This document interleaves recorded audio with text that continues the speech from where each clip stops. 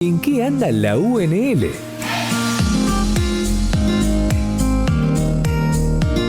Bueno, ¿en qué anda la UNL? Acceso a la justicia ambiental en pequeñas localidades. Es un temón este, ¿eh? Está con nosotros Valeria Berros, docente de nuestra universidad. Valeria, ¿cómo estás? ¿Qué tal? Muy bien. Gracias por venir. Y Brisa Re, que es estudiante de abogacía y becaria. ¿Cómo estás, Brisa? ¿Cómo va? ¿Todo bien? Bueno, primero, ¿qué es justicia ambiental?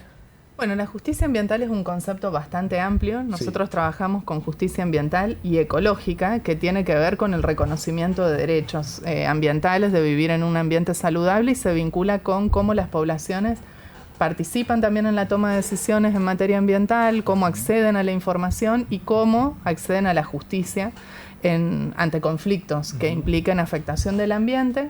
Y eso también hoy en día se pone en diálogo con conceptos más cercanos, podríamos decir, en el tiempo y en estas latitudes en América Latina muy relevantes, como el de justicia ecológica, que trata de poner un poco en crisis que el centro de valoración de todos seamos los humanos y pensar en términos un poco más ecocéntricos también. Y este programa de la universidad, ¿qué busca? ¿Busca contactarse con posibles víctimas de diferentes localidades de la justicia ambiental? Mira, el proyecto es un proyecto de extensión universitaria, sí, vinculado con varios de los programas de extensión de la universidad, y surge hace ya más de 5 años, en 2019, a partir del contacto que teníamos como grupo de investigación con organizaciones no gubernamentales y vecinos y vecinas de distintas localidades que nos planteaban que no tenían posibilidad de hacer reclamos frente a conflictos ambientales que les afectaban, claro, por lejanía, por no saber muy bien cuáles eran los mecanismos existentes y cómo, en cierta forma, movilizarlos. Uno entiende que si hay un conflicto de los habituales, uno sabe cómo acceder a la justicia. Bueno, desde un divorcio a, no sé, a una pelea que podés tener o alguna cuestión penal. Ahora, la justicia ambiental siempre parece como un eslabón un poco más perdido, ¿no?, de esa discusión. Podés tener una afectación, pero no sabés bien cómo llevar adelante eso. Y los conflictos socioambientales son distintos porque en general involucran conjuntos de personas. Sí. Además, hay una institucionalidad que podríamos decir es emergente en el área, y muchas veces las pequeñas localidades, al estar lejos de los distintos centros urbanos, tienen instituciones que no tienen competencia en la materia. Entonces, bueno, empezamos a trabajar un poco con esa idea, inspirados también en otra labor de extensión universitaria y de docencia universitaria de la Universidad Nacional de Rosario, que tiene acampes sanitarios en la Facultad de Medicina. Entonces pensábamos en la idea de acampes jurídicos y de poder trabajar con las comunidades en torno a cómo robustecer ese acceso a la justicia. Brisa, vos en tu rol de estudiante, o sea, de repente estás estudiando y por ahí tenés que asesorar, compartir conocimientos, ir al campo, si se quiere, con estos casos. Sí, bueno, la parte de el contacto con las personas, las comunidades, es uno de los ejes más importantes de la extensión universitaria, y sobre todo en carreras como capaz la abogacía, donde claro, todo está mucho más centrado en manuales, en libros, en la parte teórica, sí, y ir a una comunidad y tener contacto con la realidad de las personas, con las problemáticas, te cambia mucho la cabeza, porque a veces no son las problemáticas que nosotros pensamos que la gente tiene. Entonces, es importante en ese aspecto, y principalmente que la extensión en abogacía. ¿A dónde te tocó ir? ¿Y dónde está trabajando además? Yo fui como voluntaria por primera vez a Humboldt, después también fui como voluntaria en los acampes de Arroyo Leyes y Rincón, y ahora este año fui ya como becaria de extensión en los acampes que realizamos en Montevera y en Ángel Gallardo. ¿Y cuáles son los reclamos? Al menos los más repetidos, digamos. En general, tenemos como identificados que en los primeros acampes, que fueron en Santo Domingo y en Humboldt, las personas se vinculaban más con conflictos en relación a fumigaciones. Fumigaciones muy cerca del ejido urbano, rodeadas de distinto tipo de cultivos, principalmente de soja, pero también otros. Eso apareció muy frecuentemente. También contaminación de cursos de agua, sobre todo en Humboldt. Y en los casos de Rincón y de Arroyo Leyes apareció muy recurrentemente la cuestión de los basurales a cielo abierto. Ese fue como un problema. También fumigaciones, pero más se percibía más como conflicto ambiental muy, muy presente el tema de los basurales. Sí. Sobre todo en esa región donde los cursos de agua están muy cercanos, entonces la contaminación por basura a la laguna o al río era... Claro. Y en Humboldt, contaminación de cursos de agua, dijiste que son el fábricas que tiran directamente los desechos. Sí, distinto tipo de asociación con industrias, algunas industrias no ubicadas en Humboldt, de hecho, que eran las asociaciones que las comunidades hacían. No en todos los casos esto dio lugares a reclamos, pero en los casos en los cuales se dio lugar a reclamos de distinto tipo, denuncias, etcétera, y es algo que a nosotros nos interesaba poder generar información cuantificada sobre el tema. Claro. Es cómo les había ido con esos reclamos. Y ahí es donde vemos que hay una necesidad muy importante de robustecer el acceso y el funcionamiento a la justicia, porque muchas veces no se reclama por desinformación y las veces que se reclama no hay buenos resultados. Porque en general las comunas o los municipios no tienen competencias en muchas áreas y entonces el reclamo queda ahí. Claro. O el hecho de naturalizar todas, porque me imagino que debe pensaba. pasar esto en estas localidades. Sí, bueno, sí pasa esto, pero y además, hay gente que quizás no se molesta porque dice, bueno, es lo que nos toca. Y es tu vecino y lo conoces de toda la vida y por ahí no te quiere hacer un mal, está fumigando porque lo necesita, pero y bueno, por ahí se naturaliza acá, eso. Sí. Claro. Bueno, nosotros trabajamos con encuestas, hacemos encuestas puerta a puerta y las encuestas tienen como 3 grandes partes. Una parte que tiene que ver con cuáles son los temas ambientales que las sociedades perciben como conflicto y ahí se demuestra que las sociedades están empezando a identificar muy claramente los conflictos ambientales con los que lidian y eso es importante también, marcar que sí existe una percepción social sobre los riesgos ambientales. Una segunda parte que tiene que ver con la mayor cercanía, conocimiento y demás que se tiene sobre el reconocimiento de derechos en términos ambientales en nuestro sistema legal.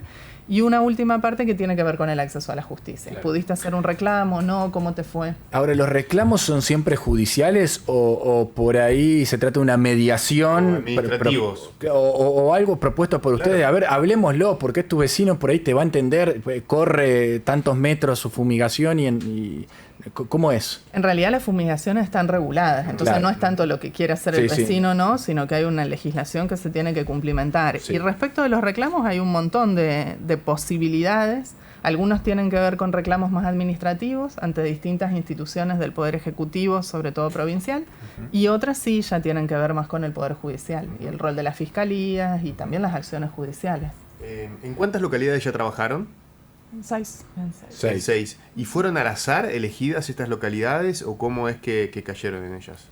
En realidad no es que caímos ahí, sino que había un vínculo previo ya con organizaciones y vecinos y vecinas, que es fundamental, porque un poco el rol de la extensión universitaria no es ir a iluminar o a bajar un conocimiento que se supone que solo nosotros tendríamos como monopolizadores del saber, que no es así, sino que la idea tiene más que ver con cómo construir con las comunidades y las organizaciones. De hecho, estas encuestas que hacemos las trabajamos con estas comunidades, con los actores sociales clave, que son los que nos abren también la puerta del lugar.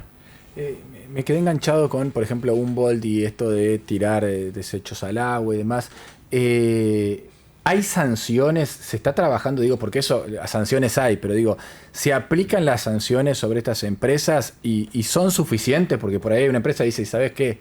Me conviene pagar la sanción y seguir haciéndolo antes que montar toda una planta para que esto sea ecológico. ¿Funciona esa parte del Estado como tal? El tema de las sanciones existe. Sí. Sin embargo, es un gran tema del derecho ambiental, justo lo que vos estás planteando acerca de si me conviene mejor seguir contaminando porque es económicamente menos es viable oneroso. Contaminar, claro. Es un gran tema, de hecho fue en algún momento una lógica del derecho ambiental cuando recién apareció, se llama principio contaminador-pagador en algún punto. Bueno, yo contamino, igualmente pago por eso. Claro. Pero esas son ideas ya que han quedado muy obsoletas y que hoy en día ya se piensa en otros términos porque tenemos el reconocimiento del derecho a un ambiente sano a nivel constitucional y un montón de compromisos internacionales sobre el tema, pero hay mucho por mejorar. Porque efectivamente, y de hecho algo que nos permite ver estos años de trabajo es que realmente hay mucho por robustecer y mucho por mejorar, sobre todo en relación a las posibilidades que existen para las comunidades tan pequeñas de poder hacer frente a intereses que muchas veces son muy poderosos. Poderosos, claro. Pensaba en lo siguiente, entiendo por lo que nos cuentan que el principal interés o el protagonista principal es el vecino.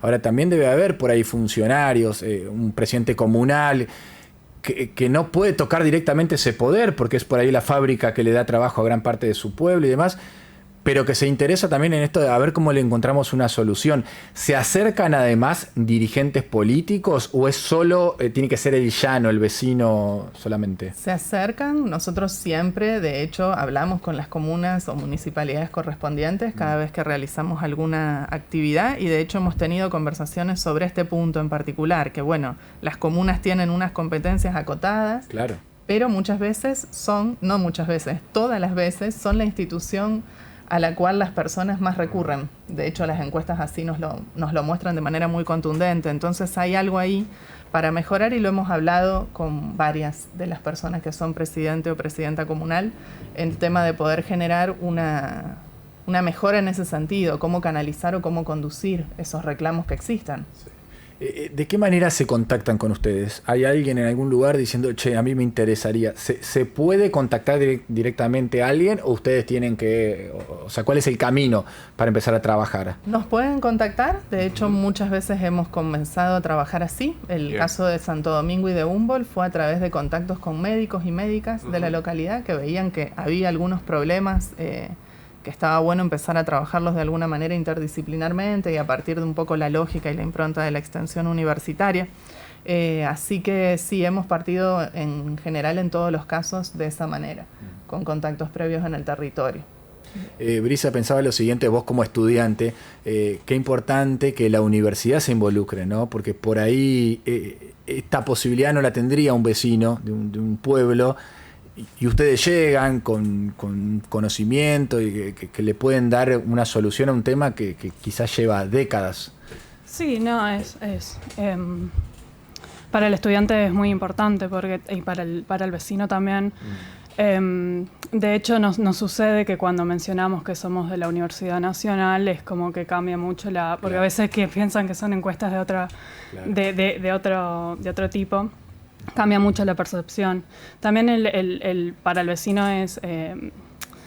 tiene cierta relevancia que venga un estudiante, un profesor, un investigador de la Universidad Nacional a preguntarte cuáles son tus problemas en tu localidad. O sea, se sienten escuchados. Muchas veces, incluso para ellos también, se ponen a pensar realmente también qué sucede en su localidad. O sea, no es una encuesta más capaz para muchos. No, y Valeria, en este juego de poder, por ahí que significa esto, que sea la universidad con el prestigio que le precede y demás, es cierta garantía, ¿no? Porque no es un partido político, no es privado, es una universidad que se pone a disposición de solucionar un problema. Sí, que se pone a disposición y que también muestra una de las grandes funciones que tiene la universidad, que no solamente es la docente y la de investigación, sino también la de extensión universitaria y en ese sentido la UNL tiene una estructura magnífica para trabajar, tiene programas de voluntariado. En el caso de nuestra carrera en particular también la práctica profesional final incluye extensión universitaria. Eso es muy importante, se incorporó en la última reforma del plan de estudio. Entonces cualquier persona que haya